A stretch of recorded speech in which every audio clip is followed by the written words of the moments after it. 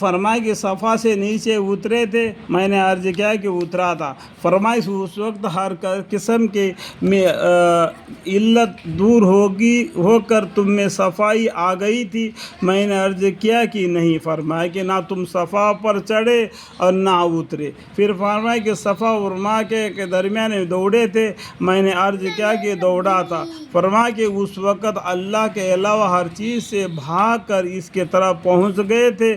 غالباً فقروت منکم لما حفتکم کی طرف اشارہ ہے، جو سورہ شعراء میں حضرت موسیٰ علیہ السلام کے قصے میں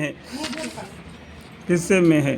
دوسرے جگہ اللہ پاک کا ارشاد کہ فَفِرُّوا إِلَى اللَّهِ، میں نے عرض کیا کہ نہیں۔ فرمایا کہ تم دوڑے ہی نہیں۔ پھر فرمایا کہ مروہ پر چڑھے تھے، میں نے عرض کیا کہ چڑھا تھا۔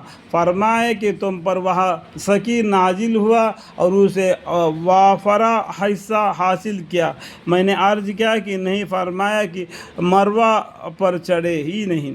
پھر فرمایا کہ مینا گئے تھے، میں نے عرض کیا کہ حضرت موسیٰ علیہ السلام کی قصے میں ہے کہ دوسری جگہ اللہ پاک کا ارشاد ہے کہ فَفِرُّوا إِلَى اللَّهِ، میں نے عرض کیا کہ نہیں۔ فرمایا کہ تم دوڑے ہی نہیں۔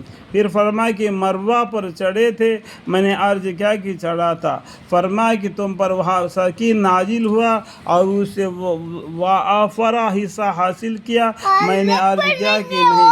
فرمایا کہ مروہ پر چڑھے ہی نہیں۔ پھر فرمایا کہ مینا گئے تھے، میں نے عرض کیا گیا تھا۔ فرمایا کہ وہاں اللہ جل شانہ سے ایسے امیدیں باندھ گئی تھی جو معاصی کے حال کے ساتھ نہ ہو، میں نے عرض کیا کہ نہ ہو سکی۔ فرمایا کہ مینا ہی نہیں گئے۔ پھر فرمایا کہ مسجد خیف میں جو مینا میں ہے داخل ہوئے تھے، میں نے عرض کیا کہ داخل ہوا تھا۔